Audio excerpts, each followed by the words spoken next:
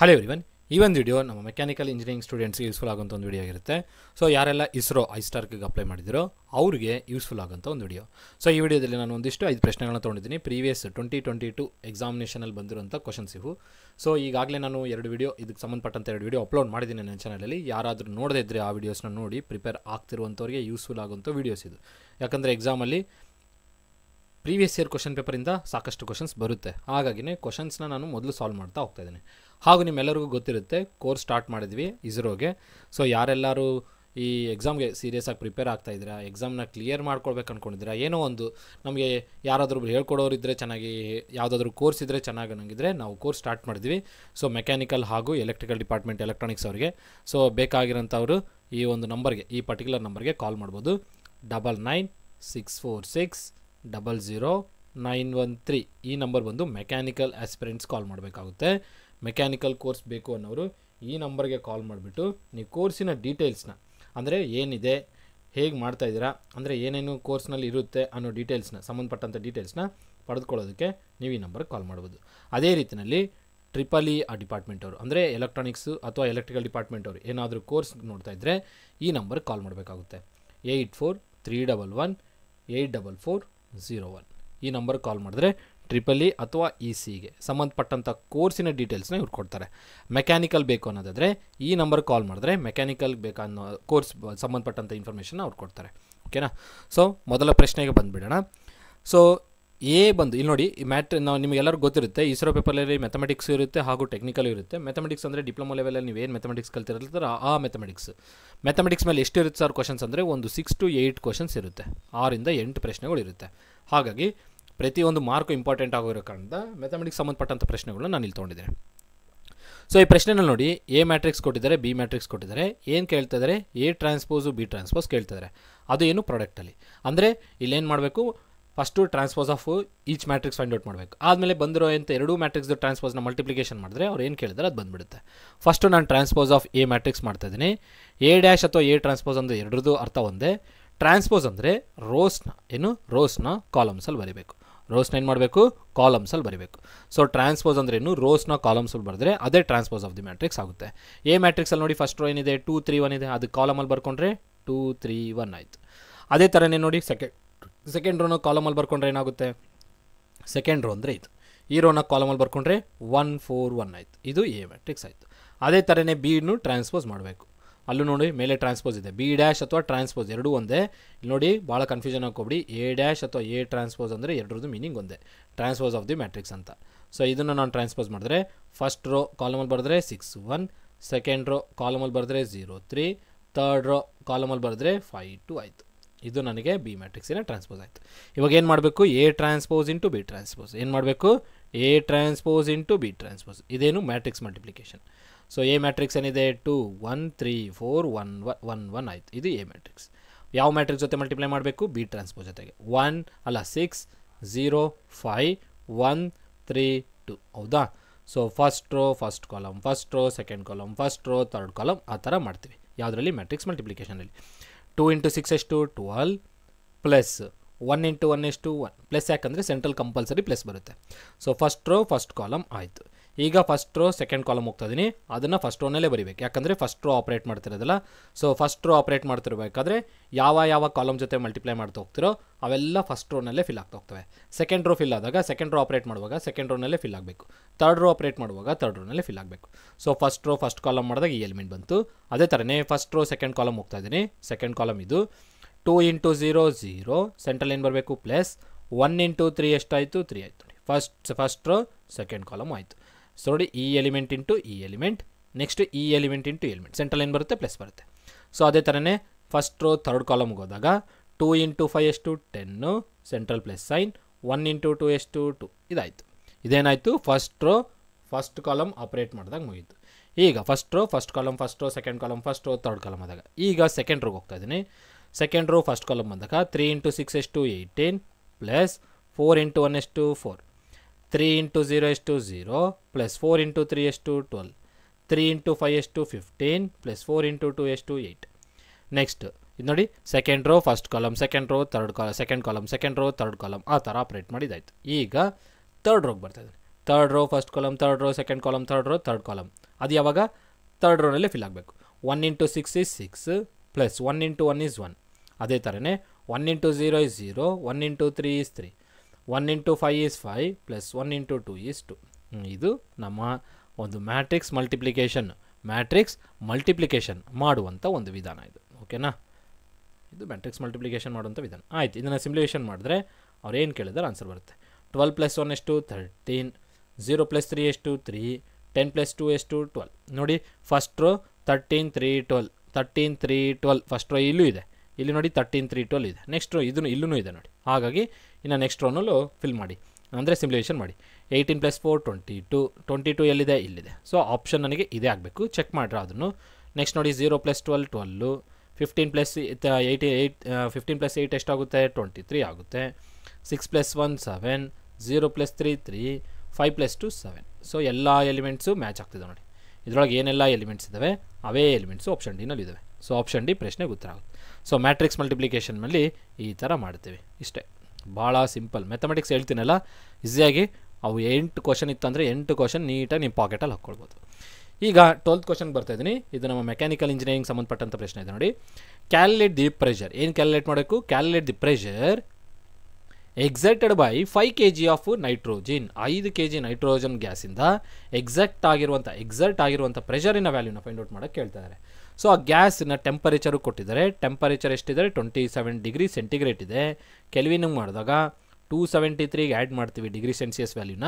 273 plus 27 ಎಷ್ಟಾಯ್ತು? ಇದು 300 kelvin ಆಯ್ತು. ನೆಕ್ಸ್ಟ್ ಇಫ್ ದಿ ವಾಲ್ಯೂಮ್ ಕೊಟ್ಟಿದೆ ನೋಡಿ, ಆ ಗ್ಯಾಸಿನ ವಾಲ್ಯೂಮ್ ಎಷ್ಟಿದೆ 0.1 ಮೀಟರ್ ಕ್ಯೂಬ್.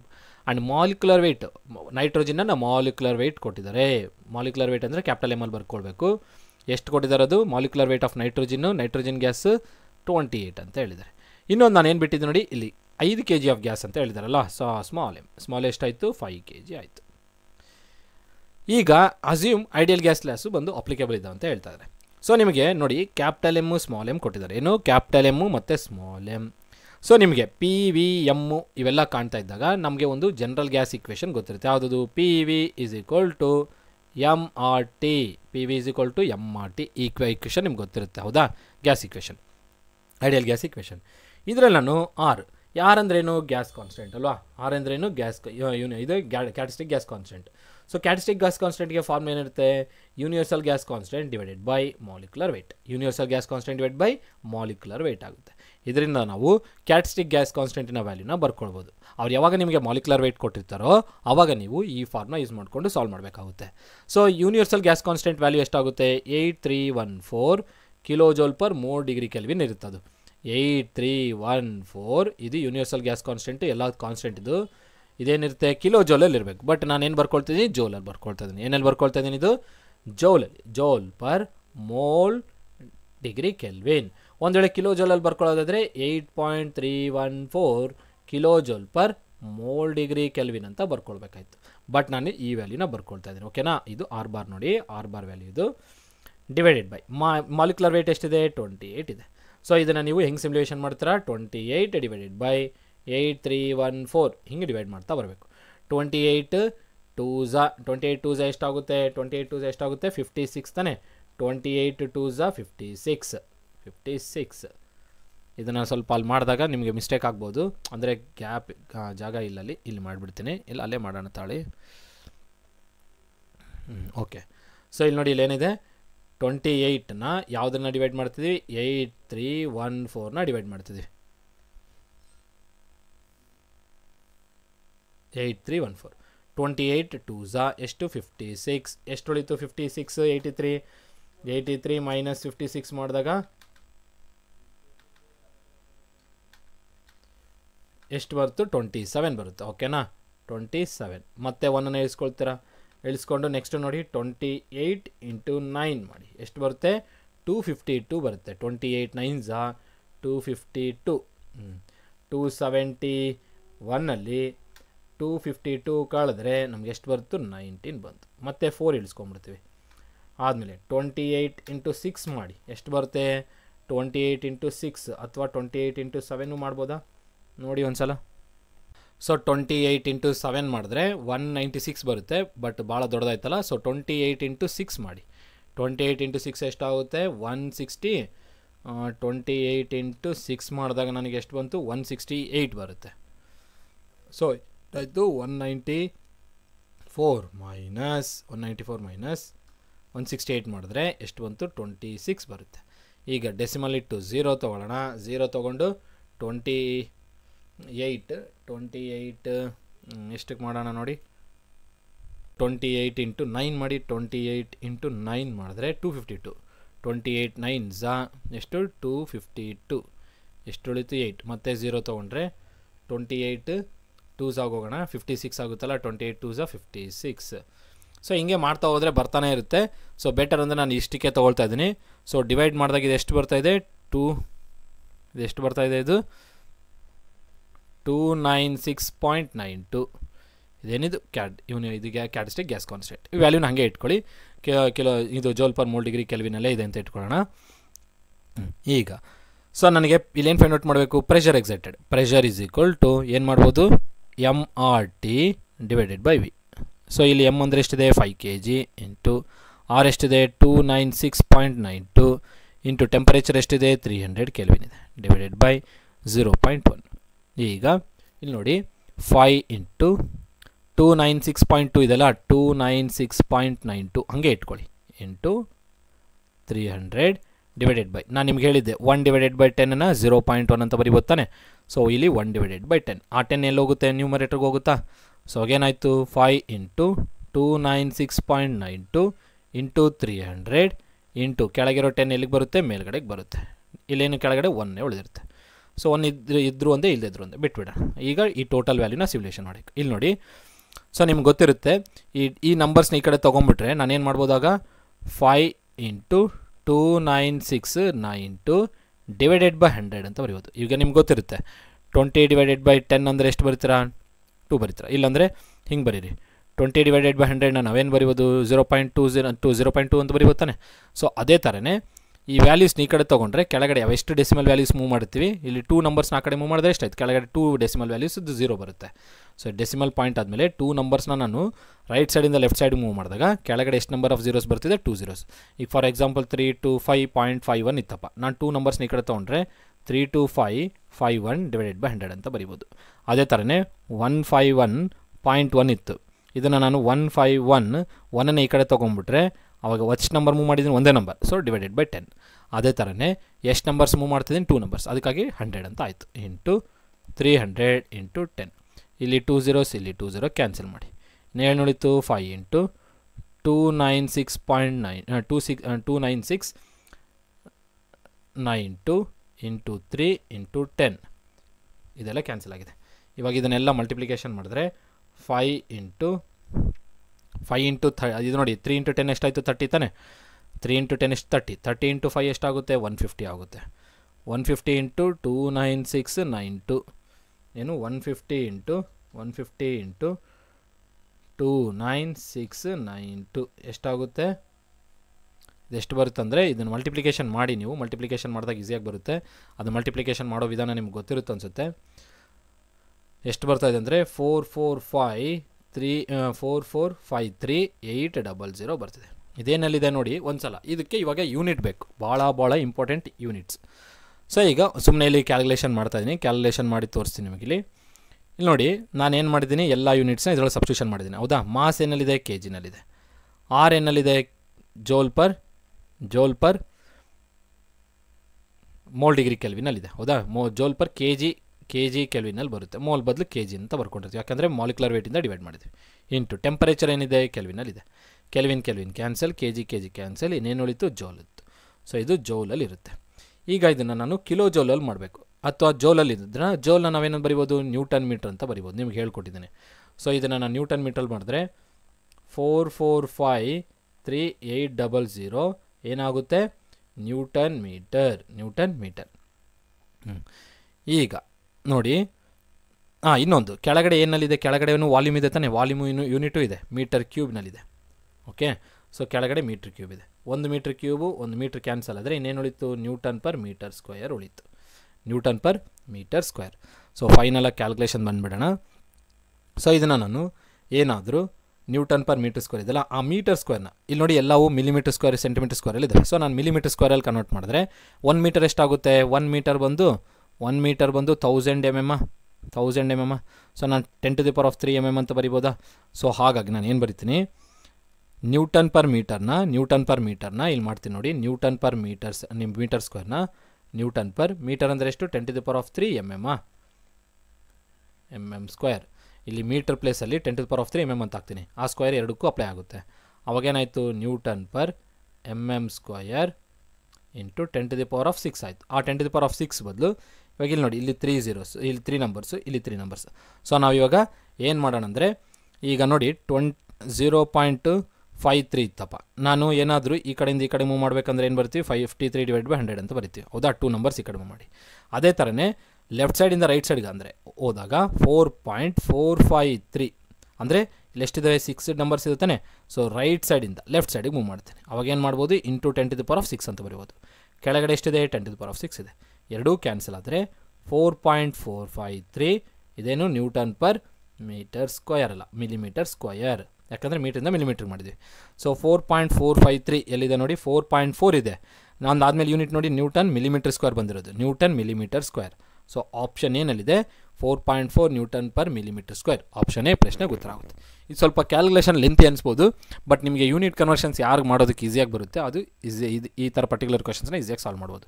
ಸೊ ನಿಮ್ಗೇನಾದರೂ ಈ ಥರ ಪರ್ಟಿಕ್ಯುಲರ್ ಕ್ವಶನ್ಸ್ ಇತ್ತು ಅಂದರೆ ನೀವು ನನ್ನ ನಂಬರ್ಗೆ ವಾಟ್ಸಪ್ಗೆ ಕಳಿಸಿ, ಆ ಥರ ಪರ್ಟಿಕ್ಯುಲರ್ ಕ್ವಶನ್ಸ್ನ ಸಾಲ್ವ್ ಮಾಡಿಬಿಟ್ಟು ನಿಮಗೆ ನಾನು ಅಪ್ಲೋಡ್ ಮಾಡ್ತೇನೆ, ಓಕೆನಾ? ಸೊ ನೆಕ್ಸ್ಟ್ ಪ್ರಶ್ನೆ ಕಡೆ ಹೋಗ್ತಾ ಇದ್ದೀನಿ. ಇದು ಪ್ರಶ್ನೆ ಆಪ್ಷನ್ ಎ ನೋಡಿ, the permissible stress in a fillet weld. ಏನು ಪರ್ಮಿಸಬಲ್ ಸ್ಟ್ರೆಸ್ ಕೊಟ್ಟಿದ್ದಾನೆ, ಪರ್ಮಿಸಬಲ್ ಸ್ಟ್ರೆಸ್ ಯಾವುದರಲ್ಲಿ, ಫಿಲೆಟ್ ವೆಲ್ಡಲ್ಲಿ ಎಷ್ಟು ಅಂತ ಹೇಳಿದ್ದಾನೆ, 100 ಮೆಗಾ ಪ್ಯಾಸ್ಕಲ್ ಅಂತ ಹೇಳಿದ್ದಾನೆ. ಪರ್ಮಿಸಬಲ್ ಸ್ಟ್ರೆಸ್ ಎಷ್ಟಿದು, 100 ಮೆಗಾ ಪ್ಯಾಸ್ಕಲ್. ನಿಮ್ಗೆ ಗೊತ್ತಿರುತ್ತೆ ಮೆಗಾ ಪ್ಯಾಸ್ಕಲ್ ಅಂದರೆ ಏನು, ನ್ಯೂಟನ್ ಪರ್ mm ಸ್ಕ್ವೇರ್. ಹಾಗಾಗಿ ನಾನೇನು ಬರಿಬೋದು, 100 ನ್ಯೂಟನ್ ಪರ್ mm ಸ್ಕ್ವೇರ್ ಅಂತ ಬರ್ಕೊಳ್ಬೋದು. 1 ಮೆಗಾ ಪ್ಯಾಸ್ಕಲ್ ಅಂದರೆ ಎಷ್ಟಾಗುತ್ತೆ, 1 mega pascal is equal to 1 newton per mm square, ನೆನ್ಪಿಟ್ಕೊಳ್ಬೇಕು. ಈಗ ಅದಾದಮೇಲೆ ಫಿಲ್ಲೆಟ್ ಸೈಜ್ ಕೊಟ್ಟಿದ್ದಾನೆ. ಫಿಲ್ಲೆಟ್ ಸೈಜ್ ಎಷ್ಟು ಅಂತ ಹೇಳಿದ್ದಾನೆ, ಹೆಚ್ ಬಂದು 15 mm fillet size. The allowable shearing load, ಏನು ಅಲೋವೆಬಲ್ ಶಿಯರಿಂಗ್ ಲೋಡ್ ಕೇಳ್ತಾನೆ on weldment per centimetre length, P centimetre length ಅಂದರೆ P/L ಕೇಳ್ತಾನೆ. ಆ ಎಲ್ ಬಂದು ಏನಲ್ಲಿರಬೇಕು, ಸೆಂಟಿಮೀಟ್ರಲ್ಲಿರಬೇಕು. ಲೋಡ್ ಆನ್ ವೆಲ್ಡ್ಮೆಂಟ್ ಅಂದರೆ ಇದು ನಮಗೆ ವೆಲ್ಡ್ ಮಾಡಿದ್ದೀವಿ, ಇದು ನನಗೆ ವೆಲ್ಡ್ ಮಾಡಿರೋ ಏರಿಯಾ. ಸೊ ಇದೆಷ್ಟೋ ಲೆಂತ್ಗಿದೆ, ಇದೆಷ್ಟು ಪರ್ ಸೆಂಟಿಮೀಟರ್ ಲೆಂತ್ಗೆ ಈ ಒಂದು ವೆಲ್ಡ್ ಮಾಡಿರೋ ಏರಿಯಾ ಮೇಲೆ, ವೆಲ್ಡ್ಮೆಂಟ್ ಆಗಿರೋಂಥ ಏರಿಯಾ ಮೇಲೆ ಎಷ್ಟು ಲೋಡ್ ಆ್ಯಕ್ಟ್ ಆಗ್ತಿದೆ. ಏನದು, ಯಾವ ಲೋಡ್ ಅದು, ಶಿಯರಿಂಗ್ ಲೋಡು. ಎಷ್ಟು ಶಿಯರಿಂಗ್ ಲೋಡು ಆ ವೆಲ್ಡ್ಮೆಂಟ್ ಮೇಲೆ ಪರ್ ಸೆಂಟಿಮೀಟರ್ನ ವೆಲ್ಡ್ಮೆಂಟ್ ಲೆಂತ್ ಮೇಲೆ ಎಷ್ಟು ಆ್ಯಕ್ಟ್ ಆಗ್ತಿದೆ ಅಂತ ಕೇಳ್ತಾನೆ. So load per centimetre length, shearing load per centimetre length, ಎಷ್ಟು ಶಿಯರಿಂಗ್ ಲೋಡು ವೆಲ್ಡ್ಮೆಂಟ್ ಮಾಡಿರುವಂಥ ಏರಿಯಾದಲ್ಲಿ ಪರ್ ಸೆಂಟಿಮೀಟರ್ ಲೆಂತಲ್ಲಿ ಎಷ್ಟು ಶಿಯರಿಂಗ್ ಲೋಡ್ ಆ್ಯಕ್ಟ್ ಆಗ್ತಿದೆ ಅಂತ ಕೇಳ್ತಾನೆ. P/L ಕೇಳ್ತಾ ಇರೋದು. ಸೊ ನಮಗೆ ಗೊತ್ತಿರುತ್ತೆ ಏನು, ಶಿಯರಿಂಗ್ ಲೋಡ್ ಫಾರ್ಮುಲಾ ಏನು ಗೊತ್ತಿರುತ್ತೆ ಅಂದರೆ, ಫಿಲೆಟ್ ವೆಲ್ಡ್ಗೆ shearing load is equal to 0.70 into H into L into tau. ಇದೇನಂದರೆ ಪರ್ಮಿಸಬಲ್ ಸ್ಟ್ರೆಸ್, ಅದು ಹೇಳಬೇಕಂದ್ರೆ ಪರ್ಮಿಸಬಲ್ ಸ್ಟ್ರೆಸ್ ಅಂತಲೇ ಹೇಳ್ತೀವಿ, ಸಿಗ್ಮಾ ಅಂತಲೂ ತೊಗೊಳ್ರಿ. ಸೊ ಇದನ್ನು ನಾನು 0.707 ಇಂಟು ಹೆಚ್ ಎಷ್ಟಿದೆ, 15 ಇದೆ. ಇಲ್ಲಿ ನೋಡಿ, ಇದು ಶಿಯರಿಂಗ್ ಲೋಡ್ ಅಂದರೆ P, ಇದು ಇಲ್ಲಿ ಲೆಂತ್ ಎಲ್ಲಿದೆ, ಇಂಟು ಪರ್ಮಿಸಬಲ್ ಸ್ಟ್ರೆಸ್ ಎಷ್ಟು ಕೊಟ್ಟಿದ್ದಾನೆ, 100. ಇದೇನು ಪರ್ಮಿಸಬಲ್ ಸ್ಟ್ರೆಸ್, ಇದು ನೆನ್ಪಿಟ್ಕೊಳ್ಳಿ. ಈಗ ನನಗೆ ಶಿಯರಿಂಗ್ ಲೋಡ್ ಪರ್ ಲೆಂತ್ ಕೇಳಿರೋದು. ಶಿಯರಿಂಗ್ ಲೋಡು ಈ ಲೆಂತ್ನ ನಾನು ಕ್ರಾಸ್ ಮಲ್ಟಿಪ್ಲಿಕೇಶನ್ ಮಾಡಿ ಕೆಳಗಡೆ ತಂದರೆ ಯಾವುದು ಈ ಲೆಂತ್ನ, ಅವಾಗೇನಾಗುತ್ತೆ, P/L ಆಯಿತು. ಕೇಳಿರೋದು ಅದೇ ತಾನೆ, 0.707 ಇಂಟು 15 ಇಂಟು 100. ಈಗ ಇಲ್ಲಿ ಇಂಟು 100 ಇದಕ್ಕೆ ಮಲ್ಟಿಪ್ಲೈ ಮಾಡಿದ್ರೆ ಎಷ್ಟಾಯಿತು, 70.7. ಯಾಕಂದರೆ 2 ನಂಬರ್ಸ್ ಈ ಕಡೆ ತೊಗೊಂಬನ್ನಿ, ಅವಾಗ 7 ಎಷ್ಟು ಬರುತ್ತೆ, ಅವಾಗ 0.707ನ 70.7 /100 ಅಂತ ಬರಿಬೋದಾ, ಯಾಕೆ 2 ನಂಬರ್ಸ್ ಈ ಕಡೆ ಮೂವ್ ಮಾಡಿದ್ರಿ, /100 ಅಂತ ಆಗುತ್ತೆ. ಸೊ 100 ಕ್ಯಾನ್ಸಲ್ ಅಂತಾದರೂ ಇಟ್ಕೊಳ್ಳಿ, ಓಕೆನಾ, ಹಾಗಾದರೂ ಇಟ್ಕೊಳ್ಳಿ. ಆ ಥರ ಮಾಡಿದ್ರು ಓಕೆ. ಹಿಂಗೆ ಇಂಟು ಇದೆಷ್ಟು, ಹಿಂಗೆ 15 ಇಂಟು ಎಷ್ಟು, ಇದು 100. ಈ 100 ಹೊರಟೋದ್ರೆ ಏನಾಯಿತು, 70.7 ಇಂಟು 15. ಅದೇ ಥರ ಉಳಿದಿದೆ. ಇಂಟು ಇದಕ್ಕೆ 15 ಮಲ್ಟಿಪ್ಲೈ ಮಾಡಬೇಕೀಗ. ಸೊ 70.7 ಇಂಟು 15 ಮಾಡಿದಾಗ ಏನು, 70.7 ಇಂಟು 15 ಮಾಡಿದಾಗ ಎಷ್ಟು ಬರ್ತಾ ಇದೆ ಅಂದರೆ ಇದು 1060.5 ಬರ್ತದೆ.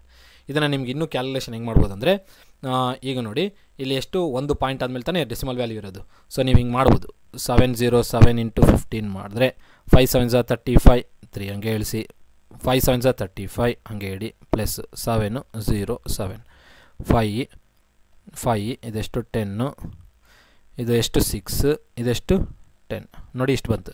ಎಷ್ಟು ನಂಬರ್ಸ್ ಆದಮೇಲೆ ಡೆಸಿಮಲ್ ಪಾಯಿಂಟ್ ಇರೋದು 1 ನಂಬರ್ ಆದಮೇಲೆ ತಾನೆ 1 ನಂಬರ್ ಆದಮೇಲೆ ಡೆಸಿಮಲ್ ಪಾಯಿಂಟ್ ಎಷ್ಟು 1060.5 ಅದೆಷ್ಟೇ ಬಂದಿದೆನಾ.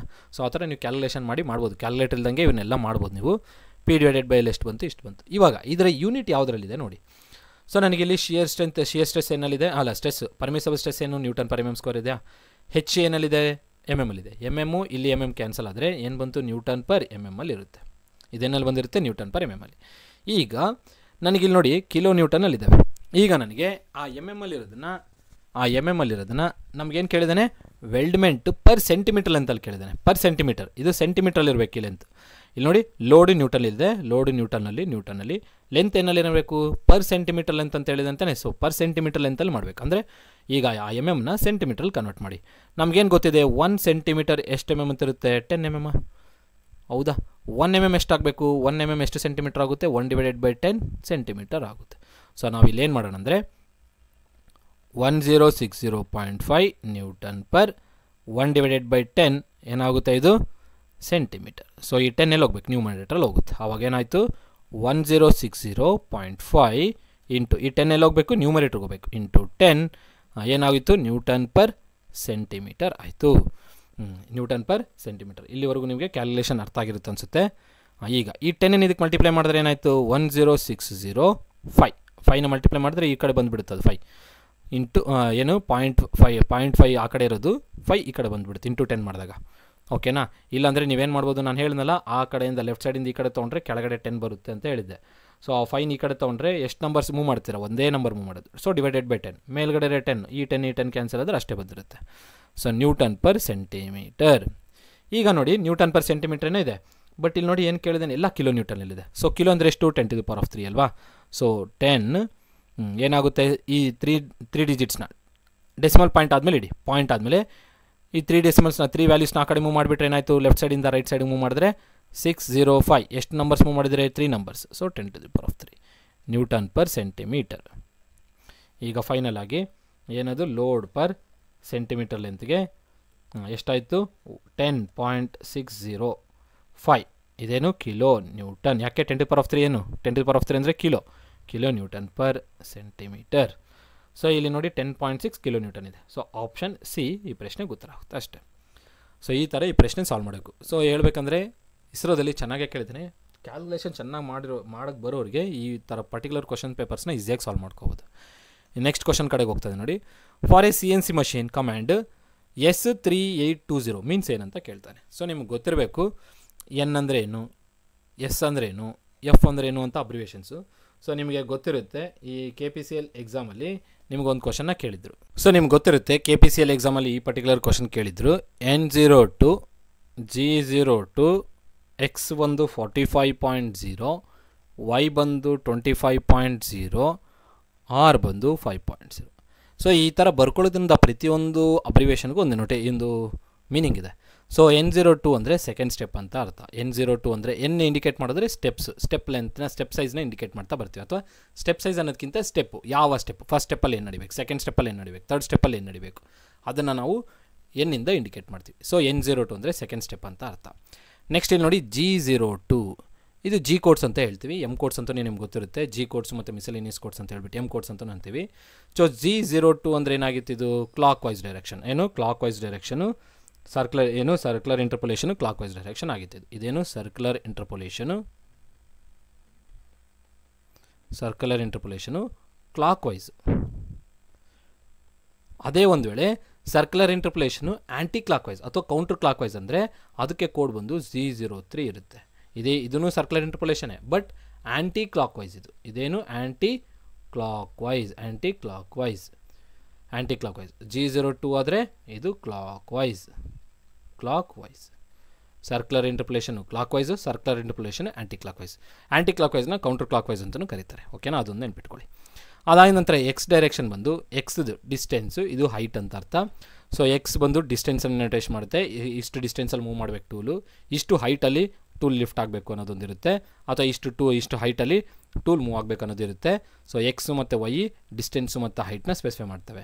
ನೆಕ್ಸ್ಟ್ ಆರ್ ಅನ್ನೋದೇನಿದೆಯಲ್ಲ ಅದು ರೇಡಿಯಸ್. ಇವಾಗ ಏನೋ ಹೋಲ್ ಹಾಕಬೇಕು, ಆ ಹೋಲ್ಗೆ ನಾವು ಆರ್ ಅಂತ ಇಂಡಿಕೇಟ್ ಮಾಡ್ತೀವಿ, ಇಷ್ಟು ರೇಡಿಯಸ್ನಲ್ಲಿರೋ ಹೋಲ್ನ ಹಾಕಬೇಕು. So second step clockwise direction, X ಡೈರೆಕ್ಷನಲ್ಲಿ ಇಷ್ಟು ಮೂವ್ ಮಾಡೋಕ್ಕೆ ಇಷ್ಟು ಡಿಸ್ಟೆನ್ಸ್ಗೆ ಇಷ್ಟು ಹೈಟ್ಗೆ ನಮಗೇನು ಆರ್ ಅನ್ನೋದು ಇಷ್ಟು ವ್ಯಾಲ್ಯೂ, ಇಷ್ಟು ಡಯಾಮೀಟರ್, ಇಷ್ಟು ರೇಡಿಯಸಲ್ಲಿರೋ ಹೋಲ್ನ ಹಾಕಬೇಕು ಅನ್ನೋದಿರುತ್ತೆ. ಓಕೆನಾ. ಸೊ ಹೇಳಬೇಕಂದ್ರೆ ನಮಗೆ ವೈ ಇಷ್ಟು ಡಿಸ್ಟೆನ್ಸ್ಗೆ ಟೂಲ್ನ ಲಿಫ್ಟ್ ಆಗಿಬಿಟ್ಟು ಇಷ್ಟು ಡಿಸ್ಟೆನ್ಸ್ಗೆ ಇಷ್ಟು ಟೂಲ್ನ ಲಿಫ್ಟ್ ಆಗಿಬಿಟ್ಟು ಮಾಡಬೇಕನ್ನೋದಿರುತ್ತೆ. ಸೊ ಅದೇ ನೋಟೇಷನ್ಸ್ನ ಇಲ್ಲಿ ಯೂಸ್ ಮಾಡ್ಕೊಂಡಿದ್ದಾರೆ. ಸೊ ಎನ್ ಅಂದರೆ ಸ್ಟೆಪ್ ಆಯಿತು, ಜಿ ಕೋಡ್ಸ್ ಆಯಿತು, ಎಕ್ಸ್ ಮತ್ತು ವೈ ಡೈರೆಕ್ಷನ್ ಡಿಸ್ಟೆನ್ಸು ಮತ್ತು ಹೈಟ್ನ ಸ್ಪೆಸಿಫೈ ಮಾಡ್ತವೆ ಅಥವಾ ಡೆಪ್ತನ್ನು ಸ್ಪೆಸಿಫೈ ಮಾಡ್ತವೆ ಕೆಲವೊಂದು ಬಾರಿ. ಆದಮೇಲೆ ಆರ್ ಬಂದು ಏನಾಗುತ್ತೆ, ರೇಡಿಯಸ್ ಆಫ್ ದಿ ಹೋಲ್ ಆಗಿರುತ್ತೆ. ಓಕೆನಾ. ಈಗ ಇಲ್ಲಿ ಇನ್ನೊಂದು ಅಬ್ರಿವೇಷನ್ ಇದೆ, ಎಸ್ ಮತ್ತು ಎಫ್. ಎಫ್ ಅಂದರೆ ಫೀಡ್, ಟೂಲಿನ ಫೀಡ್. ಎಸ್ ಅಂದರೆ ಸ್ಪಿಂಡಲ್ ಸ್ಪೀಡ್. ಏನು ಎಸ್ ಅಂದರೆ ಸ್ಪಿಂಡಲ್ ಸ್ಪೀಡ್, ನೆನ್ಪಿಟ್ಕೊಳ್ಳಿ. ಎನ್ ಅಂದರೆ ಸ್ಟೆಪ್ಪು. ಸೊ ಇವಾಗ ಇಲ್ಲಿ ಏನು ಕೇಳಿದೆ ಅಂದರೆ for a CNC machine command S308 means ಅಂದರೆ ಏನಂತ ಕೇಳ್ತಾನೆ. ಫೀಡ್ ಅಂದರೆ ಎಫ್ ಅಂತ ಇಂಡಿಕೇಟ್ ಮಾಡಬೇಕಾಯ್ತು, ಇದಂತೂ ಅಲ್ಲ. ಸ್ಪಿಂಡಲ್ ಸ್ಪೀಡ್ ನಾನು ಹೇಳಿದೆ, ಎಸ್ ಅಂದರೆ ಏನು, ಸ್ಪಿಂಡಲ್ ಸ್ಪೀಡ್. ಎಷ್ಟು ಸ್ಪಿಂಡಲ್ ಸ್ಪೀಡ್ ಇದೆ, 3820 ಸ್ಪಿಂಡಲ್ ಸ್ಪೀಡಲ್ಲಿ 3820 RPM ಅಲ್ಲಿ ಸ್ಪಿಂಡಲು ರೊಟೇಟ್ ಆಗಬೇಕು. ಸೊ ಸ್ಪಿಂಡಲ್ ಸ್ಪೀಡ್ ಅಷ್ಟಿರುತ್ತೆ ಅಂತ ಹೇಳ್ತಾರೆ. ಸೊ ಎಸ್ ಬಂದು ಸ್ಪಿಂಡಲ್ ಸ್ಪೀಡು ಆಫ್ 3820 RPM ಅಂತ ಅರ್ಥ. So move present tool to X direction by ಇಷ್ಟು, ಇದಂತೂ ಅಲ್ವೇ ನಾನು ಹೇಳಿದೆ ಎಕ್ಸ್ದು, ಆ ಎಕ್ಸ್ದು ನೊಟೇಷನ್ ಆ ಥರ ಇರುತ್ತೆ. ಚೇಂಜ್ ಓವರ್ ಟೂಲ್ ಕೂಡ ಅಲ್ವೇ ಅಲ್ಲ. ಸೊ ಇದನ್ನು ಎಲಿಮಿನೇಟ್ ಮಾಡಿಬಿಡಿ. ಸೊ ಆಪ್ಷನ್ ಬಿ ಪ್ರಶ್ನೆಗೆ ಉತ್ತರ ಆಗುತ್ತೆ. So N F S, N ಬಂದು ಸ್ಟೆಪ್ಪು, ಎಸ್ ಬಂದು ಸ್ಪಿಂಡಲ್ ಸ್ಪೀಡು, ಎಫ್ ಬಂದು ಫೀಡ್, ಆರ್ ಬಂದು ರೇಡಿಯಸ್ಸು, ಜಿ ಬಂದು ಜಿ ಕೋಡ್ಸು, ಎಮ್ ಬಂದು ಎಮ್ ಕೋಡ್ಸ್. ಇಷ್ಟನ್ನ ನೆನ್ಪಿಟ್ಟು. ಸೊ ಆಪ್ಷನ್ ಬಿ ಪ್ರಶ್ನೆಗೆ ಉತ್ತರ ಆಗುತ್ತೆ. ಇನ್ನು ಲಾಸ್ಟ್ ಪ್ರಶ್ನೆ ಕಡೆ ಹೋಗ್ತದೆ ನೋಡಿ. If a gas of volume ಇಷ್ಟು ಆ್ಯಂಡ್ ಪ್ರೆಷರ್ ಇಷ್ಟಿದ್ದಾಗ is compressed quasistatically according to ಈ ಈಕ್ವೇಷನ್. ಸೊ ಇಲ್ಲಿ ನೋಡಿ, ಈ ಲಾ ಪ್ರಕಾರ ಗ್ಯಾಸ್ನ ಕ್ವಾಸಿಸ್ಟಾಟಿಕಲಿ ಕಂಪ್ರೆಸ್ ಆಗ್ತದೆ. PV/2 = constant until the volume becomes ಇಷ್ಟು. ಸೊ ವಾಲ್ಯೂಮ್ ಎಷ್ಟಿತ್ತು ಇನ್ಷಿಯಲ್ ಆಗಿ 6000 cm3 ಇತ್ತು. ನೆಕ್ಸ್ಟ್ ಎಷ್ಟು ಕಂಪ್ರೆಸ್ ಆಗಿದೆ, 2000 cm3ಗೆ ಕಂಪ್ರೆಸ್ ಆಗಿದೆ. ಇನ್ಷಿಯಲ್ ಪ್ರೆಷರ್ ಎಷ್ಟಿತ್ತು, P1 100 kPa ಇತ್ತು, 100 kPa ಇತ್ತು. ನೆಕ್ಸ್ಟು ಫೈನಲ್ ಪ್ರೆಷರ್ ಅಂದರೆ P2 ಕೇಳ್ತಾ ಇದ್ದಾರೆ. ಏನು ಕೇಳ್ತಾರೆ, P2 ಕೇಳ್ತಾರೆ. ಸೊ ಈ ಈಕ್ವೇಷನ್ ಪ್ರಕಾರ ನಾನು ಬರ್ಕೊಳಕ್ಕೆ ಹೋದರೆ, ಸೊ ಇಲ್ಲಿ ನೋಡಿ, ಸೊ ನಿಮ್ಗೆ ಗೊತ್ತಿರುತ್ತೆ ಬಾಲ್ಸ್ಲಾ ಚಾರ್ಲ್ಸ್ಲಾ ಈಕ್ವೇಷನ್ಸ್ನ ನಾವು product of pressure into volume is equal to constant ಆದಾಗ ಏನು ಬರ್ಕೊಳ್ತೀವಿ, pressure is inversely proportional to volume ಅಂತ ಬರ್ಕೊಳ್ತೀವಿ. ಸೊ ಅದೇ ರಿಲೇಷನ್ ಪ್ರಕಾರ ಅದೇ ರಿಲೇಷನ್ನ ನೋಡಿಕೊಂಡು ಅದೇ ಫಾರ್ಮೆಟಲ್ಲಿ ಇದನ್ನು ಬರ್ಕೊಳ್ಳೋದಾದರೆ pressure is inversely proportional to ಏನಾಗಬೇಕು, ವಾಲ್ಯೂಮ್ ಸ್ಕ್ವೇರ್ ಆಗಬೇಕು. ಇಲ್ಲಿ 1 ಎಲ್ಲಿಂದ ಬಂತಂದರೆ ಕಾನ್ಸ್ಟೆಂಟ್, 1 ಬಂದರೆ ಕಾನ್ಸ್ಟೆಂಟಲ್ಲ, 1 ಹಾಗೆ ಇಟ್ಕೊಳ್ಳಿ, ಅಂದರೆ ಸಿ ಅನ್ನೋ ಬದಲು 1 ಅಂತ ಇಟ್ಕೊಳ್ಳಿ. ಸೊ ಪ್ರೆಷರ್ ಇನ್ವರ್ಸ್ಲಿ ಪ್ರೊಪೋರ್ಷನಲ್ ಏನಾಗುತ್ತೆ, 1/v² ಆಗುತ್ತೆ. ಆ ಪ್ರೊಪೋರ್ಷನಲ್ಟಿ ಕಾನ್ಸ್ಟೆಂಟ್ ತೆಗೆದಾಗಲೇ ಈ ಸಿ ಬರೋದು, ಆ ಪ್ರೊಪೋರ್ಷನಲ್ಟಿ ಕಾನ್ಸ್ಟೆಂಟ್ ತೆಗೆದಾಗಲೇ ಸಿ ಬಂದಿರುತ್ತೆ. ಸೊ ಅದಕ್ಕಿಂತ ಮುಂಚೆ ಹೀಗೆ ಇರುತ್ತೆ, ಹೌದಾ. ಸೊ ಇದ್ರ ಪ್ರಕಾರ ಬರೆಯೋದಾದರೆ P1 is inversely proportional to V1². ಅದೇ ಥರನೇ ಏನು ಬರೀಬೋದು, P2 is inversely proportional to 1/V2² ಬರೀಬೋದು. ಸೊ ಎರಡನ್ನ ಡಿವೈಡ್ ಮಾಡಿದಾಗ ಹೆಂಗಾಗುತ್ತೆ ನೋಡಿ, P1/P2 is equal to 1/V1² divided by 1/V2². ಇದನ್ನು ಪರ್ಟಿಕ್ಯುಲರ್ ಆಗಿ ಸಿಮ್ಯುಲೇಷನ್ ಮಾಡಿದ್ರೆ P1/P2 is equal to V2² divided by V1² ಆಯಿತು, ಆಯಿತಾ. V2² ಮೇಲ್ಗಡೆ V1². ಸೊ ಇದು ಹೆಂಗಂದರೆ A/B whole divided by C/D ಅಂತಿರುತ್ತೆ. ಸೊ ಏನಾಗುತ್ತೆ, A into divided by B into C, A into D divided by B into C. So V2 into 1 into V2² divide by V1 into 1 ಈ ಥರ ಇರುತ್ತದು. ಹೇಳ್ಬೇಕಂದ್ರೆ simulation ಮಾಡಿದಾಗ 1 into V2² divided by V1 into V1² into 1 into V2² ಅಂದರೆ V2², V1² into 1 ಅಂದರೆ V1². So ಇದರಲ್ಲಿ substitution ಮಾಡ್ಕೊಳ್ಬೋದು. ಈಗ ಇದನ್ನು ನಾನು ಹಿಂಗೆ ಮಾಡ್ಕೊಬೋದು ನೋಡಿರಿ, V2/V1 ಏನು ಮಾಡ್ಬೋದು, ಹೋಲ್² ಬರೀಬೋದು, P1/P2. ಸೊ ನನಗಿಲ್ಲಿ P1 ಕೊಟ್ಟಿದ್ದಾನೆ, ಇಲ್ಲೇನು ಕೊಟ್ಟಿದ್ದಾರೆ, P1 ಕೊಟ್ಟಿದ್ದಾರೆ. P1 ಕೊಟ್ಟಿದ್ದಾರೆ, P1ನ ಆ ಕಡೆ ಸಿಮ್ಯುಲೇಷನ್ ಮಾಡೋಕ್ಕೆ ಕಳಿಸ್ಬಿಡಿ. ಇಲ್ಲಾಂದರೆ P1ನ ಹಾಗೆ ಇಟ್ಕೊಳ್ತೀರಾ ನೋಡಿ, ಬೆಟರ್ ಅಂದರೆ P1 ಹಿಂಗೆ ಇಟ್ಕೊಳ್ಳಿ. ಫಸ್ಟ್ P1 ಹಾಗೆ ಇಟ್ಕೊಳ್ಳಿ. P1 ಎಷ್ಟಿದೆ, 100 ಇದೆಯಲ್ಲ, 100 kPa. ಸೊ ಪ್ರೆಷರ್ ಏನು ಫೈಂಡ್ ಔಟ್ ಮಾಡ್ತೀವಿ, ಎಲ್ಲ KPನಲ್ಲಿದೆಯಲ್ಲ, ಸೊ ಅದನ್ನು KPದಲ್ಲೇ ಸಬ್ಸ್ಟಿಟ್ಯೂಷನ್ ಮಾಡಿ. ಇಸ್ ಈಕ್ವಲ್ ಟು V2 ಎಷ್ಟಿದೆ, V2 ಬಂದು 2000 ಕಂಪ್ರೆಸ್ ಆದಮೇಲೆ, ಕಂಪ್ರೆಸ್ ಆಗೋಕ್ಕಿಂತ ಮುಂಚೆ ಎಷ್ಟಿತ್ತು, 6000 ಇತ್ತು. ಸೊ 0 ಕಾಟು ಮಾಡಿಬಿಡಿ, ಇದಕ್ಕೆ ಸ್ಕ್ವೇರ್ ಇದೆ ಮರಿಬೇಡಿ. So 100 divided by P2 is equal to 2 divided by 3 ಅಂದರೆ 2 1s 2 3s. ಸೊ ಇದೇನಾಯಿತು, 1/3 whole square, 1² 1 3² 9 is equal to ಇದೆಷ್ಟಿದೆ 100/P2 1 ಸ್ಕ್ವೇರ್ 1 3 ಸ್ಕ್ವೇರ್ ಎಷ್ಟು 9. ಸೊ ಕ್ರಾಸ್ ಮಲ್ಟಿಪ್ಲಿಕೇಶನ್ ಮಾಡಿ P2 = 9 × 100 ಏನಾಗ್ತು 9 × 100. ಸೊ P3 ಏನಾಗಬೇಕು P2 ಏನಾಗಬೇಕು ದೇರ್ಫೋರ್ P2 = 9 × 100 is 900. ಏನಲ್ಲಿ ಬರುತ್ತೆ KPAದಲ್ಲಿ ಬರುತ್ತೆ. ಎಷ್ಟಾಯಿತು 900 kilo pascal pressure. So option C ಪ್ರಶ್ನೆಗೆ ಉತ್ತರ ಆಗುತ್ತೆ. ಸೊ ಹೇಳ್ಬೇಕಂದ್ರೆ ಪ್ರಶ್ನೆಗಳು ಭಾಳ ಸಿಂಪಲ್ ಇರೋದು, ನಿಮಗೆ ಡೀಟೇಲ್ಡಾಗಿ ಎಕ್ಸ್ಪ್ಲೈನ್ ಮಾಡೋ ಕಾರಣದಿಂದ ಇಷ್ಟು ಲೆಂತಿ ಹೋಗ್ತಾ ಇದೆ. ಸೊ ಇಲ್ಲಿಗೆ ನನ್ನ ಪ್ರಶ್ನೆಗಳನ್ನ ತೊಗೊಂಡಿದ್ದೆ, ಎಲ್ಲ ಪ್ರಶ್ನೆಗಳಿಗೆ ಸೊಲ್ಯೂಷನ್ಸ್ ಎಂಡ್ ಆಗಿದೆ ಅಂತ ಅಂದ್ಕೊಂಡಿದ್ದೀನಿ. ನೆಕ್ಸ್ಟ್ ವೀಡಿಯೋದಲ್ಲಿ ಇನ್ನಷ್ಟು ಪ್ರಶ್ನೆಗಳನ್ನ ತೊಗೊಂಬರ್ತೀನಿ. ಸೊ ನಿಮ್ಗೆ ಗೊತ್ತಿರುತ್ತೆ ಕೋರ್ಸ್ ಸ್ಟಾರ್ಟ್ ಮಾಡಿದ್ದೀವಿ ಇಸ್ರೋಗೆ. ಇನ್ನೂ ಹೇಳಬೇಕಂದ್ರೆ ರೈಲ್ವೆ RRB JEಗೂ ಕೋರ್ಸ್ ಸ್ಟಾರ್ಟ್ ಆಗ್ತಿದೆ. ಸೊ ಯಾರೆಲ್ಲ ಇಂಟ್ರೆಸ್ಟ್ ಇದ್ದೀರಿ RRB JE ಕ್ಲಿಯರ್ ಮಾಡ್ಕೊಳ್ಳೋಂಥವ್ರು, ಸೊ ನೀವು ನಂಬರ್ಗಳಿಗೆ ಕಾಲ್ ಮಾಡಿಬಿಟ್ಟು ಮುಂಚೆನೇ ರಿಜಿಸ್ಟರ್ ಮಾಡ್ಕೊಳ್ಳಿ. 9964600913 RRB JEಗೂ ಬೇಕನ್ನೋರು RRB JEಗೆ. RRB JE ಮರಿಬೇಡಿ, ಇದು ಮೆಕ್ಯಾನಿಕಲ್ ಕೋರ್ಸ್ ಬೇಕನ್ನೋರು. ಆದಮೇಲೆ EEE ಅಥವಾ EC ಎಲೆಕ್ಟ್ರಾನಿಕ್ಸ್ ಆ್ಯಂಡ್ ಕಮ್ಯುನಿಕೇಷನ್ ಬೇಕನ್ನೋರು ಈ ನಂಬರ್ ಕಾಲ್ ಮಾಡಿ 8431184401. ಈ ನಂಬರ್ಗೆ ಕಾಲ್ ಮಾಡಿದ್ರೆ EEE ಅಥವಾ EC ಅವರು ನಿಮಗೆ ಕಂಟೆಂಟ್ ಬಗ್ಗೆ ಹೇಳ್ತಾರೆ. ಓಕೆನಾ. ಸೊ RRB JE ಬಗ್ಗೆನೂ ಕೋರ್ಸ್ ಸ್ಟಾರ್ಟ್ ಆಗ್ತಿದೆ, ವಾಟರ್ ರಿಸೋರ್ಸ್ ಡಿಪಾರ್ಟ್ಮೆಂಟ್ದು ಸ್ಟಾರ್ಟ್ ಆಗ್ತಿದೆ, ಅದಾಗಿ ನಂತರ ಮೆಕ್ಯಾನಿಕಲ್ ಅಸಿಸ್ಟೆಂಟ್ ಅದು ನಾನು ಹೇಳಿದ್ನಲ್ಲ ಎಲ್ಲ ಕೋರ್ಸ್ಗೂ ಸ್ಟಾರ್ಟ್ ಆಗ್ತಿದ್ದಾವೆ. ಸೊ ನಿಮಗೆ ಯಾವ ಕೋರ್ಸಿನ ಬಗ್ಗೆ ಇನ್ಫಾರ್ಮೇಷನ್ ಬೇಕು ಆ ಇನ್ಫಾರ್ಮೇಷನ್ನ ತಿಳಿದುಕೊಳ್ಳೋಕ್ಕೆ ಈ ನಂಬರ್ಗೆ ಕಾಲ್ ಮಾಡಿ. ಯಾವ ಕೋರ್ಸ್ ಆದರೂ ನಮ್ಮ ಹತ್ರ ಅವೈಲೇಬಲ್ ಇದೆ.